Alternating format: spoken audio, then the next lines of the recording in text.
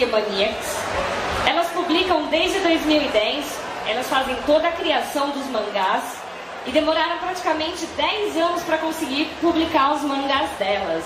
Então elas vão aqui bater um papo com a gente para contar um pouco dessa trajetória, quais são as obras que elas fazem e falar um pouquinho desse mercado nacional. Sejam bem-vindas. Obrigada. Olá, tudo bom? Meu nome é Silvana e meu nome artístico é Shirubana.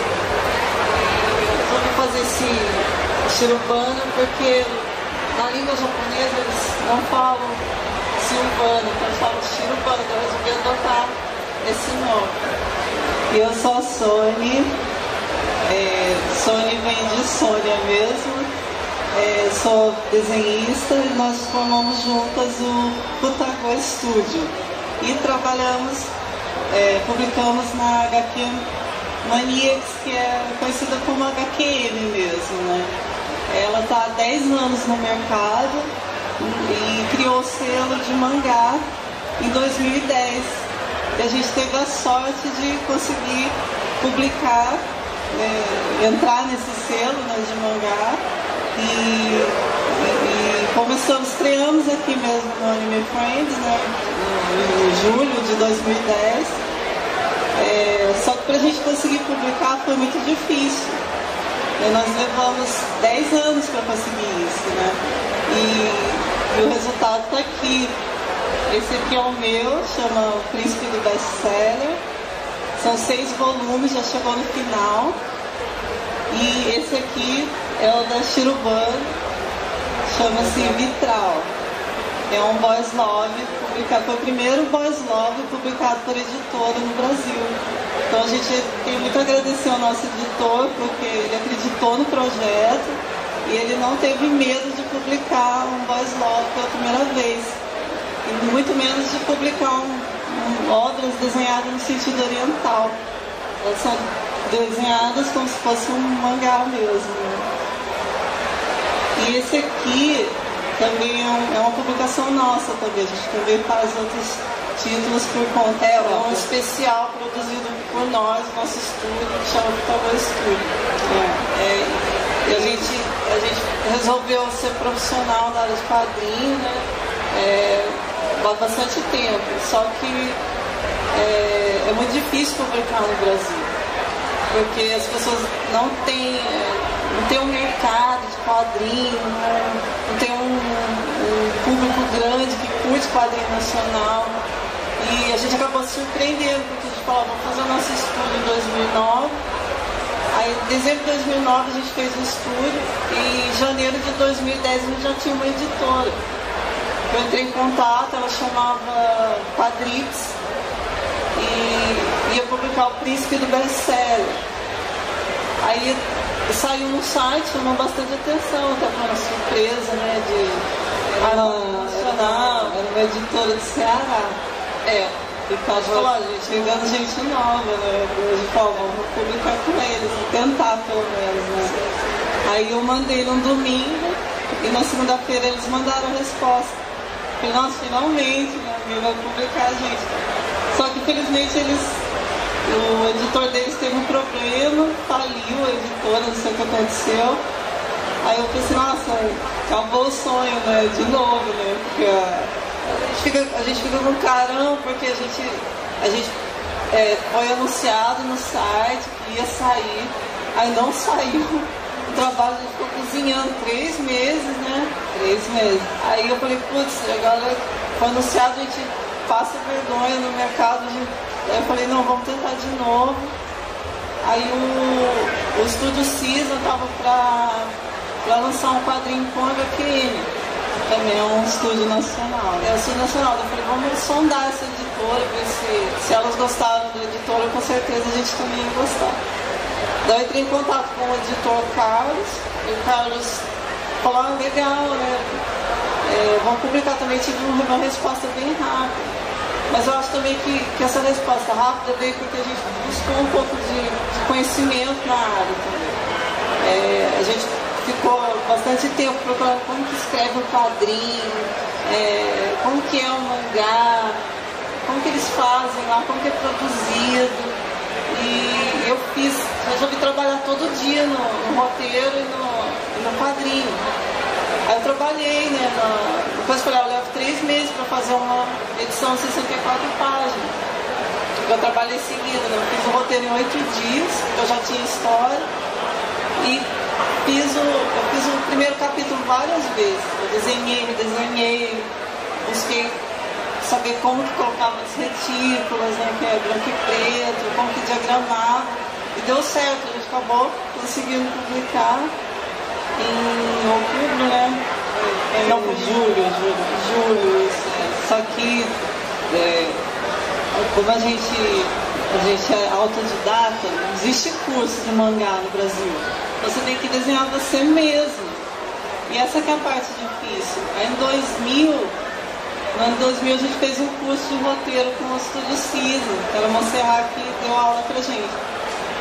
Aí ela ensinou como que eram as técnicas, como se fazia. E nós ficamos buscando isso sempre, né? Melhorar o roteiro, melhorar a história, até que chegou uma hora que a gente falou, vamos fazer o que a gente gosta. Vamos esquecer publicação, esquecer tudo isso, montamos o estúdio. Na época eu não tinha emprego, estava sem emprego, a família estava cobrando a gente, vocês não vão fazer nada, vocês estão sem dinheiro, nosso pai morreu. A gente ficou sem grana nenhuma, eu tive que juntar R$30 para conseguir comprar um domínio para fazer o site. Então eu juntei esse dinheiro e falei, vou tentar para valer, porque se a gente não tenta para valer, a gente não consegue, né? Aí foi assim que nasceu o estúdio em 2009, sem um centavo, sem nada. Nossa ideia era pôr de graça e conseguir uns anúncios para poder bancar o site. A gente não tinha como bancar esse quadrinho e tal. Então foi uma grande sorte. Nossa, que as pessoas começaram dizendo, tá muito bom, o primeiro capítulo tá legal. Essa daí incentivou a gente a tentar de novo para as editoras. Porque a gente já bateram porta na nossa cara várias vezes. Então a JBC mesmo, que a menina desligou o telefone na nossa cara. As outras não respondiam, nunca respondiam. A única editora que tinha respondido pra gente era uma editora americana, chamada Tokyo Pop, uma coisa assim. Só que era americana, e eles falaram, não, vem aqui em Nova York pra gente conversar. Só que não tinha como a gente ir pra Nova York conversar. Eu falei, mas como que os editores nos Estados Unidos respondem? E aqui elas ignoram a gente, simplesmente ignoram, né? Tem uma coisa errada, né? Mas daí começou a ser diferente, a gente mudou todo o projeto, resolveu mandar os quadrinhos já prontos para eles lerem, porque ficar mandando ideia, desenho, portfólio, não estava funcionando para a gente. É daí que a gente resolveu mandar o quadrinho em si já pronto, do jeito que a gente queria, com capa, com tudo. Aí sim que deu certo.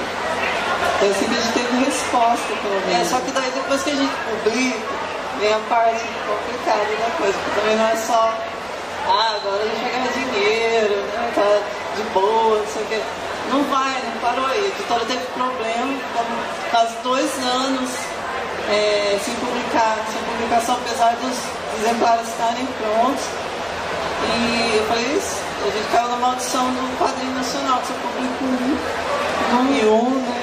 Bom, e nunca mais publica o resto, né? Acho que aconteceu isso pra gente, é uma maldição. E já avisaram a gente por e-mail, alguém falou, olha, gente, toma cuidado, vocês vão lançar o volume 1 e o 2 nunca vai sair.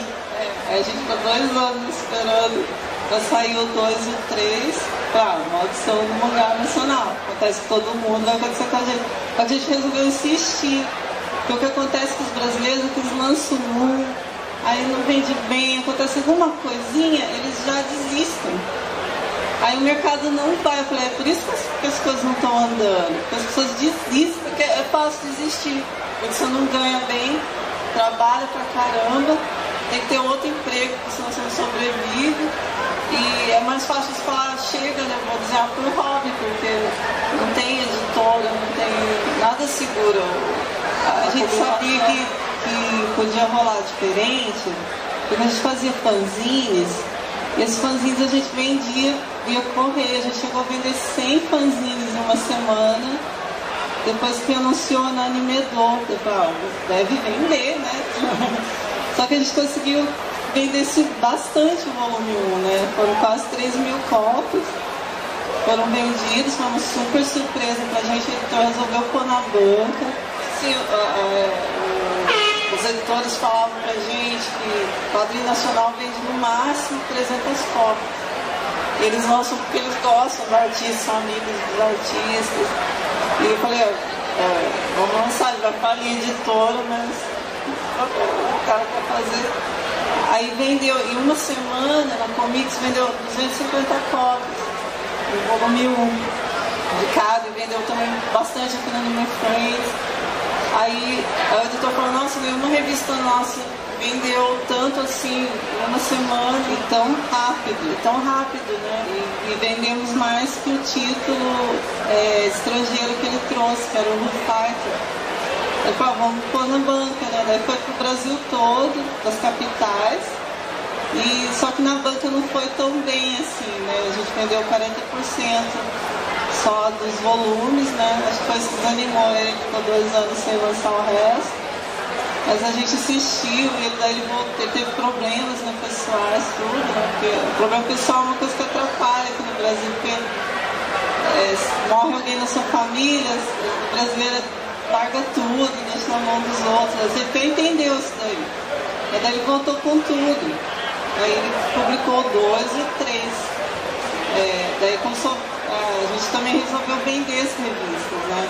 A gente fez um site na internet, uma loja, e colocamos exemplares. A gente começou a ganhar uns R$200 por mês, 300, no começo a gente tinha que bancar o próprio correio para vender, só que aquilo começou a chamar muita atenção e hoje a gente tira assim, entre R$1.000, R$2.000 só na nossa loja. Aí tem a porcentagem de venda da editora, que é 10%, no Brasil ninguém ganha mais que isso, 10% do preço de capa. E a gente consegue, a editora paga a gente direitinho e a gente também vende via internet, né, que vende nossos próprios exemplares. Só que a gente está sem agora, porque vendeu bastante, a gente tem muito pouquinho. E a gente também resolveu fazer brindes, fazer cards, fazer pôster, essas coisas assim, a gente começou a vender isso também. Né? E a gente também trouxe a PNG para o Brasil, compramos no Japão, colocamos na loja. E aquilo vende que é um fenômeno, né? Você põe um dia, no outro dia já não tem mais. Elas vendiam assim, em 5 minutos acabava tudo. A gente podia viver de vender material japonês, só que a gente hoje não quer isso, a gente quer viver de quadrinhos, a gente quer fazer os nossos próprios projetos e viver disso. Porque as pessoas às vezes elas perdem o foco, né? É fácil você montar uma loja na internet, começar a vender coisas e coisas, mas a gente não queria desistir, a gente queria continuar com o quadrinho, né? E a gente levanta e já vai desenhar, então a gente fica cerca de 8 horas, aí quando vai entregar o trabalho, umas 12 horas de trabalho seguidas, às vezes a gente vai na madrugada para poder entregar para o editor o trabalho, então é um trabalho bem duro, né? O editor, ele sempre apressa a gente corre. Ela leva meses para lançar. Porque esse ano tá difícil pra gente, porque eu fiz os exemplares, era para lançar em janeiro, não saiu ainda. Tá pronto desde janeiro. Tá pronto para lançar outra obra, que é um shounen, que chama Os Guerreiros da Árvore Negra, que é uma história que eu fiz há mais de 10 anos atrás, né? Quando eu estava começando minha carreira de desenho, eu sonhei com uma árvore, assim, sonhei com os guerreiros e resolvi fazer. Aí nessa história, é uma das mais viajadas que eu tenho, assim, que ela conta a história do planeta Terra, que tem uma árvore e a natureza resolve se vingar da humanidade e transforma todas as mulheres do mundo em árvores. Aí sobra só os homens e eles têm que lutar contra os guerreiros para poder ter as mulheres de volta. Então são 4 guerreiros. Aí eu fiz 45 páginas em 10 dias. Eu falei, eu queria participar do concurso da Jump, né? Eu falei, eu vou fazer essa história. Eu desenhei, né? 45, fiquei 7 dias desenhando. Nem consegui tomar banho, porque eu terminava a história comia, eu fiquei um lanche. 7 dias sem tomar banho, sei lá, na cabeça. Eu falei, nossa, é muito difícil, porque se a gente fosse trabalhar no Japão, A gente teria que produzir 40 páginas por semana. Só que lá eles têm assistente, eles têm 4 assistentes. 10, né? Dependendo. 10, e a gente não, a gente faz toda a arte final, roteiro, rascunho, tudo é a gente mesmo que faz. E lá, só que a diferença é que lá eles ganham, por exemplo, um salário mínimo para trabalhar para uma editora quando está começando. Que é 8 mil reais, né, só. Só que a vida deles lá é difícil, o salário mínimo deles é 4. Eles ganham 8, eles pagam assistente, que vem um dia, desenho, e aí eles publicam no fim de semana na revista. Aí se fizer sucesso, compila e vira um anime, né? Só que aqui no Brasil a gente já sai compilado, a gente não tem revista com várias pessoas. E as revistas geralmente o almanac vão à falência. As pessoas lançam o almanac, ele não vende, ele encara, sei lá o que acontece com aquilo, não vende. E tem muita briga, né? O brasileiro adora brigar um com o outro. Aí roda a revista. Então, trabalhar sozinho às vezes é um pouco melhor. A gente já tentou fazer grupo, já tentou fazer almanac, nunca dá certo. Infelizmente é isso que rola, né? Mas no Japão ele tem editora, tudo certinho, cada desenhista tem seu editor, tomando conta, ajudando, a coisa funciona. Lá eles ganham por página, ganham super bem, de 30 a 40 mil reais por mês que eles tiram lá. E lá tem 6 mil editoras em Tóquio, só em Tóquio, diferença bem grande. Os japoneses vão para Tóquio, ficam desenhando lá, num apartamentozinho, né, que eles chamam de taco. Aí que vem a expressão otaku, né, que a pessoa fica dentro de um cubículo só desenhando. E a editora recebe os originais e publica, daí eles já recebem o dinheiro deles.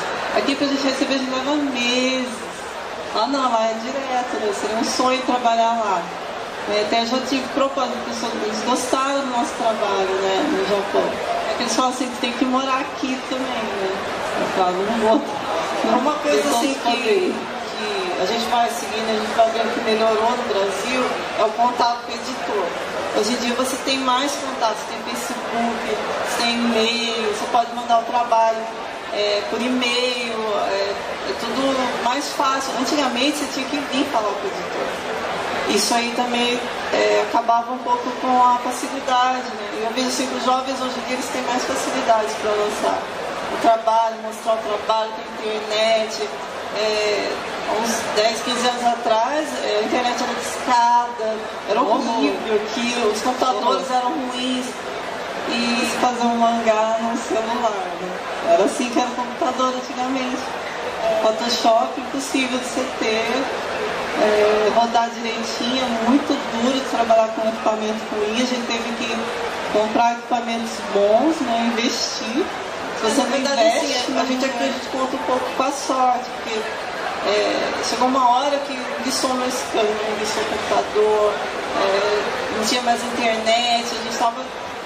O estúdio tinha fábrica praticamente. Aí eu participei de um concurso que não tinha nada a ver com quadrinho, que era de desenho, assim, chamado Revele Sua Cidade. Eu pintei uma igreja da cidade, fazer uma paisagem, assim, mandei e ganhei o concurso. Aí nisso eu ganhei dinheiro, né? Falei, nossa, uma vez que eu ganho um dinheiro, eu consegui comprar todo o equipamento de novo, só que foi assim.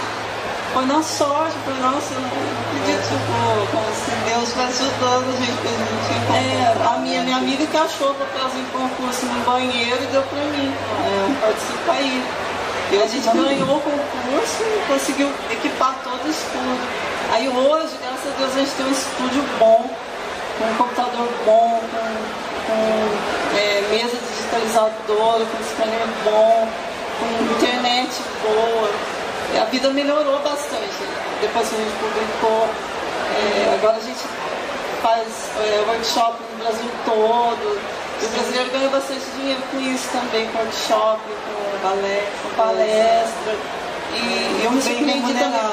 Eu me surpreendi também porque a gente conseguiu ter uma renda no site. Depois de um tempo trabalhando, 3 anos trabalhando, depois a gente conseguiu ter um dinheiro que ajuda, estúdio e tal. Eu vou passar para vocês os pôsteres, para vocês verem mais ou menos como é que é o nosso trabalho, e aqui tem o endereço do nosso site.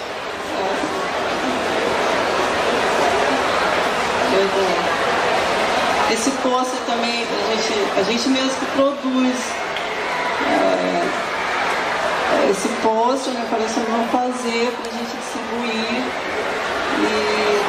E a gente faz bastante, ele acaba saindo bem baratinho.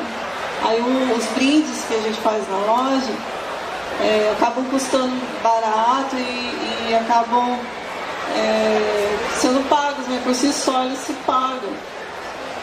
Viram um negócio legal, né? Então eu acho que o brasileiro ele tem que aprender a vender, né? Porque as editoras falam, o mangá ele não vende, o mangá nacional não vende.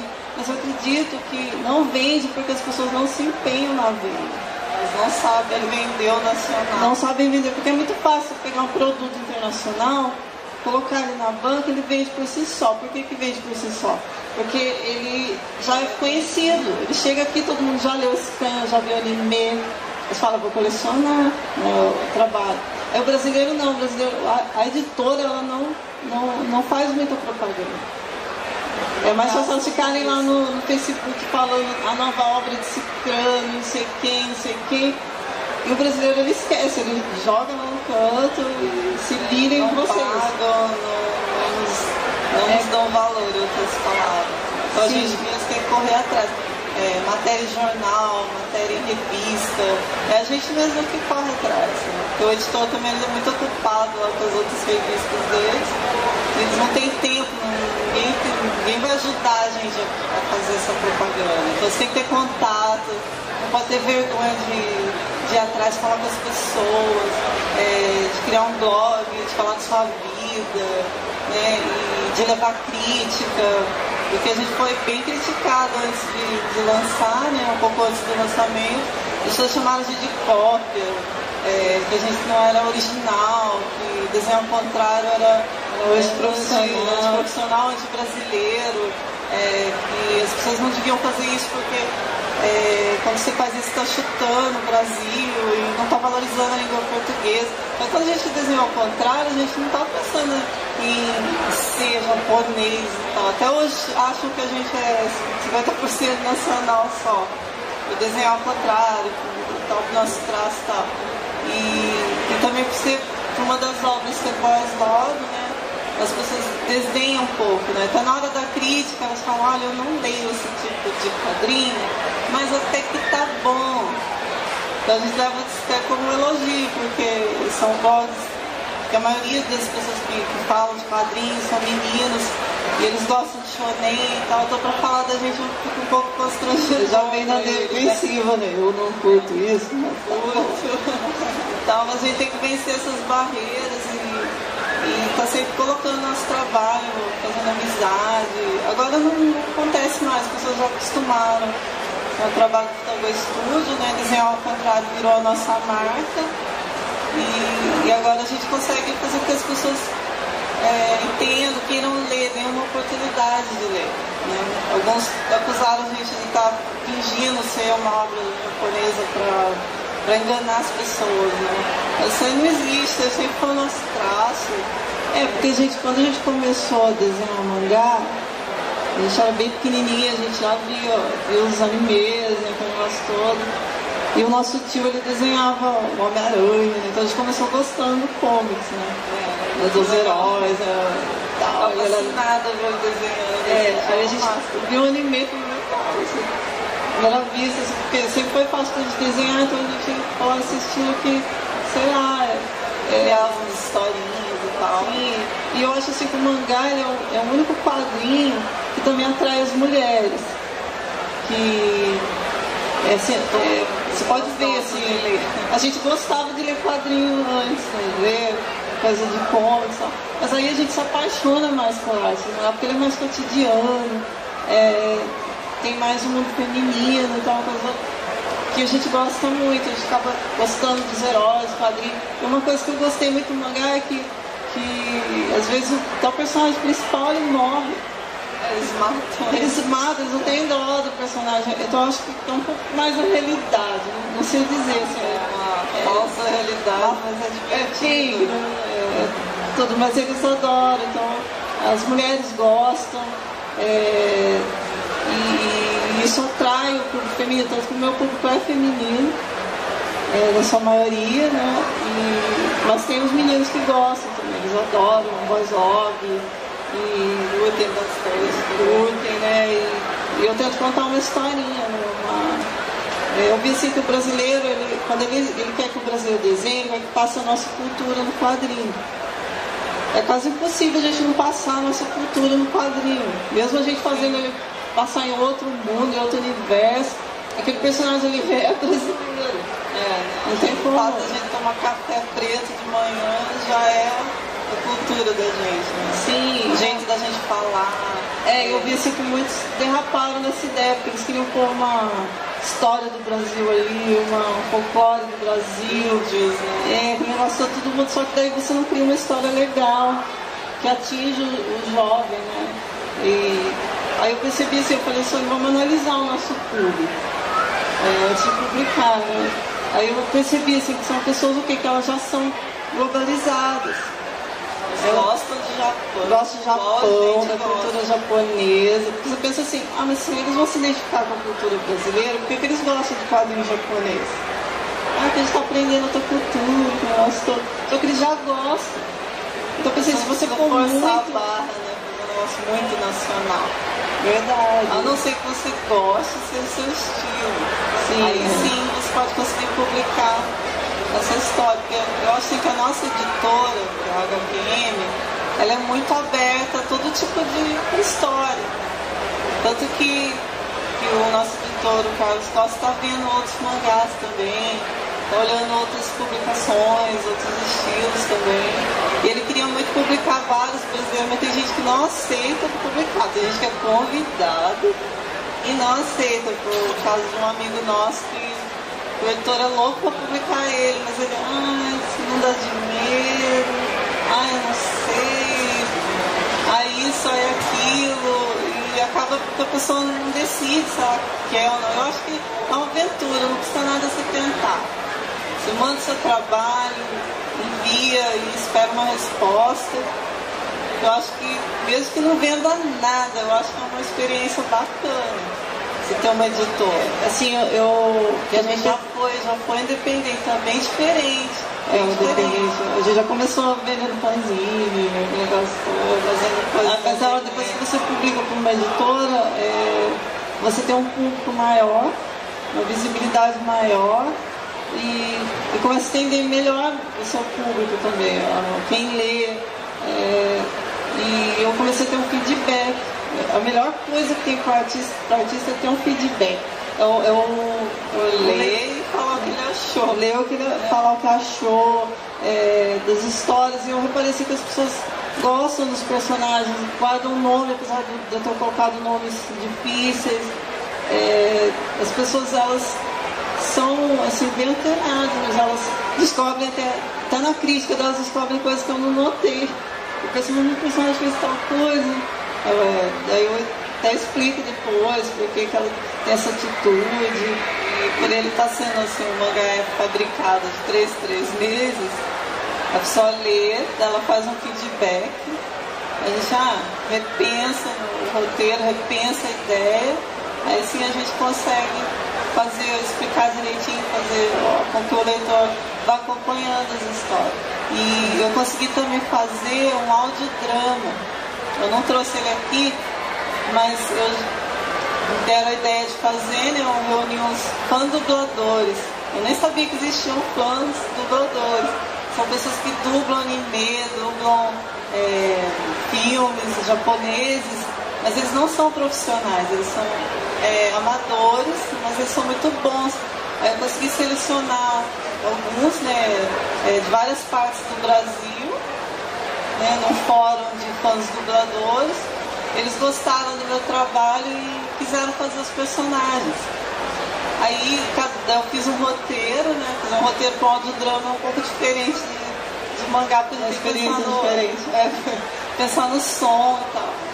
Aí eu mandei para eles, gravaram para mim, cada um gravou a sua fala na sua casa, né? Lá no Salvador, eu estou no Porto Alegre, eu estou no Rio de Janeiro. Aí eu juntei tudo e levei pro Naldo, que ele faz esse tipo de trabalho, né? De sonoplastia. Aí ele montou pra mim, fez o som, deu uns 24 minutos de gravação com a voz dos personagens. As pessoas gostaram muito, tá na internet pra vocês verem, se vocês acessarem o site vocês vão ver um link. E todos os personagens do Príncipe da série têm voz. Até os outros alunos que não são principais têm voz nele. É uma aventura à parte, não é história. Mas daí as pessoas gostaram e eu coloquei no site também como brinde. Algumas pessoas quiseram comprar também. Foi outro produto que foi à venda também. E foi uma experiência sensacional. Tanto que a gente está querendo fazer um anime do Vitral. A gente já começou a fazer esse anime. A gente queria estrear o primeiro capítulo esse ano, mas não deu ainda. A gente estava tentando fazer essa animação. Fizemos aula de animação na Bradem também. E a gente conseguiu uns programas bem mais modernos, né? De animação. Hoje em dia dá pra fazer bastante coisa com um único computador. Dubladores a gente já tem, né? Já tá indo esse projeto também, quem sabe um dia tem um anime pra gente trazer no Anime Friends e passar pra vocês, né? Pra todos os que gostam da série. Sim. E a gente tá indo, agora eu tô fazendo um outro mangá. Além do Gun, né, tem um outro que eu não ia desenhar mais yaois e tal, mas as pessoas pediram muito, que chama Garoto X. Esse tem mais 100 páginas, eu já estou na metade dele agora, e eu espero que a HQM lance ele ainda esse ano, junto com as outras obras. E é isso, a gente vai produzindo sempre. Só que assim, às vezes a gente tem um problema, né? Porque nesse ano a Soninha ficou doente, né? Ficou ruim. Ela ficou ruim, né? Ficou 5 dias no hospital. Aí esses dias a gente não trabalha, atrasou tudo, atrasou o cronograma. Tal, mas a gente vai contornando essas situações e vai continuando o sonho, né? Mesmo com obstáculo, tudo a gente vai desenhando.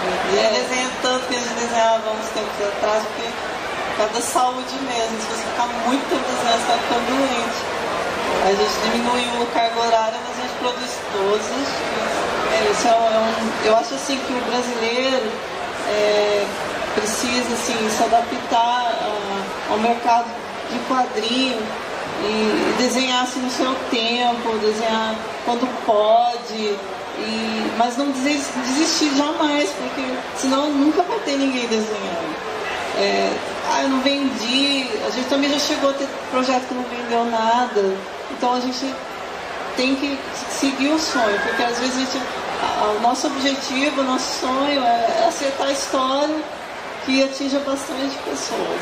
E esse mangá está trazendo muita experiência pra gente. Não considero essa a obra máxima da gente. A gente vai soltando um dia, quem sabe, deixa a sétima obra que realmente venda super bem, todo mundo gosta, cai no gosto de todas as pessoas. Que a gente consiga distribuir riqueza, né? A gente quer que a editora cresça, publique mais pessoas, possa pagar as pessoas. E tem assistente também, né? É verdade. Tem muita gente que quer trabalhar com a gente. Só que a gente também acha que seria exploração a gente não pagar a pessoa. Isso é uma hora que a pessoa vê que é muito trabalho. Então ela não vai querer trabalhar de graça mais. Ela vai chegar a um ponto que ela fala, não dá, não tem como. Então é injusto não pagar o artista. Só que a gente está conseguindo ganhar um dinheiro e quem sabe no futuro a gente tem um estúdio maior, cresça, tem bastante desenhos, bastante histórias. E é isso que a gente quer atingir, né? Então, um público, desenhistas e público bom, né? Porque antigamente era muito difícil chegar no público. Você não tinha feedback logo de cara, você mandava o fãzinho para a pessoa, meses depois ela... Chegou uma hora assim que a gente estava vendendo tanto fanzine que o carteiro entregou pra gente uma carta assim, escrita assim, Gêmeas Tremembé. Ele toda vez que eu entrego isso aqui, porque era horrível, porque tinha que vender pelo correio, o dinheiro vinha por carta. Às vezes ele desviava, a pessoa não recebia. Agora não, agora a gente tem parte seguro, tem várias plataformas, PayPal, e a gente vende assim, né? Na segurança, com um correio melhor, e a gente está se sustentando, né? Por incrível que pareça, a gente está conseguindo vender junto com a editora. É um negócio que está funcionando. Então eu acredito que o mercado, para ele dar certo no Brasil, as pessoas têm que continuar, não desistir. Existe um lado bom de trabalhar aqui no Brasil, que é você ter mais liberdade de criação. Porque lá no Japão, por exemplo, você tem um editor. A editora fala que está bombando agora esse estilo aqui. Aí você tem que ralar para conseguir trabalhar naquilo ali e se adaptar ao mercado. E às vezes você fica com um traço um pouco antigo, você tem que se reciclar.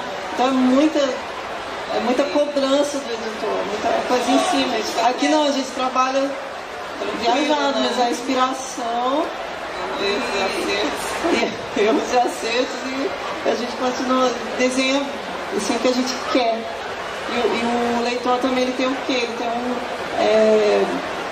o artista ali, ele, né, não tem um assistente. Quando a gente começou, as pessoas criticaram bastante a nossa arte final. Por quê? Porque a gente não é arte finalista. A gente não pode ser tudo. Tem que estar você não consegue ser 100%. Assim, você faz um bom roteiro, você não desenha muito bem. E tem uma dificuldade aqui, outra ali. Só que a gente teve que ir superando isso. Agora eu sinto um pouco mais de facilidade para fazer arte final do que eu fazia antigamente. A gente faz mais páginas. Sim, mais páginas. Antes eu levava um dia inteiro para fazer uma página. Hoje eu já consigo desenhar 10 páginas por dia. Porque vai crescendo a habilidade naquilo. Você vai conhecendo o personagem fica mais livre. Só que isso acontece, a evolução só acontece se você tiver uma oportunidade. Então eu acho assim que os artistas brasileiros precisam de oportunidade de crescer, de desenhar, mesmo que ele comece não muito bom, ele vai acabar melhorando, porque ele vai ter trabalho. E é impossível o artista não evoluir. Se ele tiver talento, ele evolui. Bom, gente, é isso. Espero que vocês tenham gostado. Se vocês tiverem alguma dúvida, qualquer coisa, é só nos perguntar. E também tem o site, vocês entram, conhecem o nosso trabalho, nossa editora. E a editora tem um endereço lá, tem um site na internet.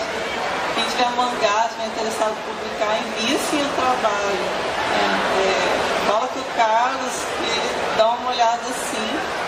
E se vocês precisarem da nossa ajuda, qualquer coisa, a gente está no Facebook. Também dá uma ajuda para os colegas e tal, ajuda a divulgar, ajuda a falar e tal. E a gente tem blog e tudo, então é super fácil achar a gente na internet, só procurar lá Putago Studio e falar com a gente. Então a gente fala para vocês como é que é o trabalho, como é que é a coisa.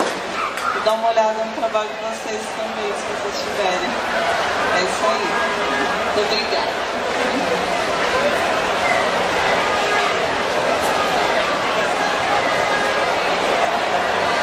Boa tarde. Boa tarde. Bom, eu sou a Lili Carroll, eu sou a editora da Anel Talk, da Linha 2, fiz resenha de vocês já.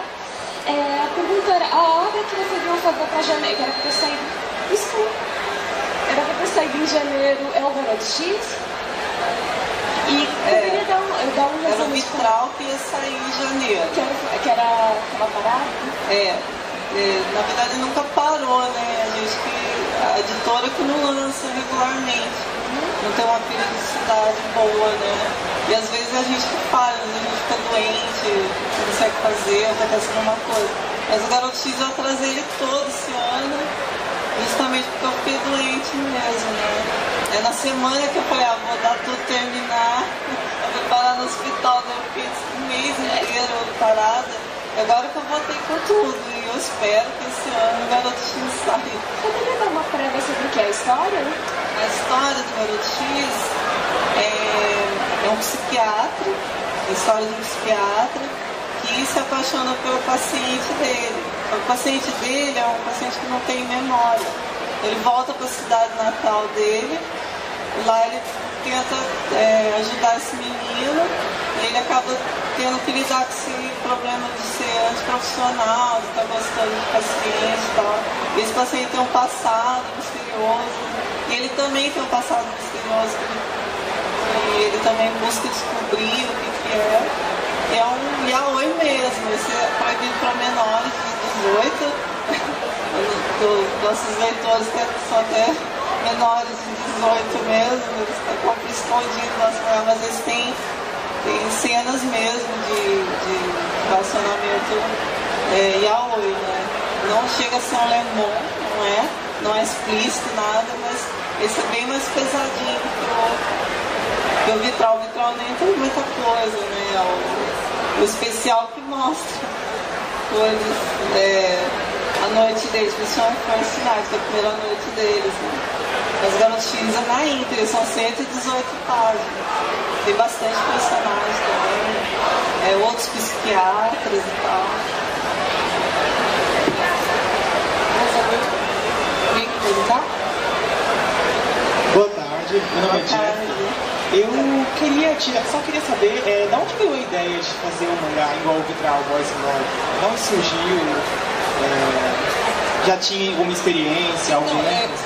Quando eu era adolescente, faz bastante tempo, eu criei 2 personagens que se gostavam. Aí eu achei que, nossa, eu criei um negócio novo, porque eu não sabia que existia o yaoi. Aí anos depois uma amiga me mandou um mangá lá do Japão, ela foi morar lá, me mandou. Aí eu falei, nossa, é igual o que eu faço. É um yaoi, nossa, eu pesquisei, descobri como que era feito. Aí uns anos depois, eu fui na biblioteca e peguei um livro sobre parapsicologia. Aí nesse livro estava falando de 2 meninos que foram para a Europa. A história real, eles foram e viram um mosaico lá. Só que quando eles voltaram para fotografar o mosaico não existia. Era fantasma. Aí eu falei, veio a ideia, eu falei, eu vou criar um vitral fantasma, e 2 meninos veem esse vitral, e dentro dele existe uma criatura. Só que eles veem o futuro deles, só que eles veem o futuro negativo, né? Um deles vai se matar, e o outro vai virar um mendigo louco. Aí eles ficam transtornados com aquilo ali. Aí eles resolvem lutar contra esse futuro, só que nesse meio caminho eles ficam se gostando, né? Gostam do outro. Aí eu tive toda essa ideia, insight, eu escrevi direto, eu sentei no computador e veio a ideia, né? Juntou tudo e eu criei a história, tem um mistério, aí no final eles vão resolver se a vida deles realmente vai dar certo ou não. Foi a inspiração de um livro fantasma também, que a gente nunca mais achou esse livro. Eu devolvi os livros da biblioteca, vamos pegar de volta, não existe, não achou mais na internet. E o fantasma também. E a história é ambientada num país fictício, onde ser homossexual é crime.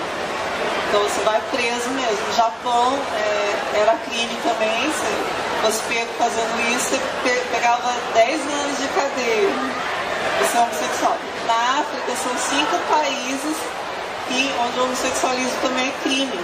Lá se você fizer apologia, se você lançar um mangá, você também vai preso, né? E infelizmente existe esse tipo de país no mundo ainda que não aceita. E a gente resolveu colocar isso na história, né? Que é um dos empecilhos para eles ficarem juntos, né? Usado isso para impedir que eles fiquem juntos. Então é isso que a gente bolou. Nasceu a ideia. Mas a ideia nasce do nada, né? Eu não sei exatamente como que vem a inspiração do artista, né? Mas todo mundo tem uma história. A Sonia, por exemplo, ela fez o Príncipe best-seller, né? Deu uma ideia, né, para fazer. Eu tenho uma escola, alunos e um mistério, um diamante. Aí ela foi indo quando ela fechou a ideia. Demorou para fechar, ela falava para fazer escritores, candidatos a escritores, e deu certo a ideia. Né? Mas vai juntando, você vai criando personagem aqui, outro ali. E eu e a Sônia, a gente tem um exercício, né? Que assim, a gente chama de quadrinho ao Léo. É sem balão, sem nada. Eu desenho um quadrinho e eu desenho o outro, continuando a história. Aí a gente faz isso todo dia, ela desenha os personagens. Isso aí vai fazendo com que a gente tenha intimidade com o personagem. É igual RPG, eu finjo que eu sou o personagem, ela passa, então fulano vai fazer tal coisa aqui e ela continua a historinha. Nisso a gente criou muitos personagens. Assim, é um exercício, né? A gente cria e vai fazendo. E é muito bom porque a gente tem que desenhar com a caneta Bic. A gente desenha sem apagar, sem balão, desenha cenário. O personagem vai pra escola, desenha escola. O personagem vai treinando. Aí nisso a gente ficou super rápido para desenhar. Então a gente passa um traço e não fica tracejando, né? É um exercício muito bom para o artista. Um continua a história do outro. Né?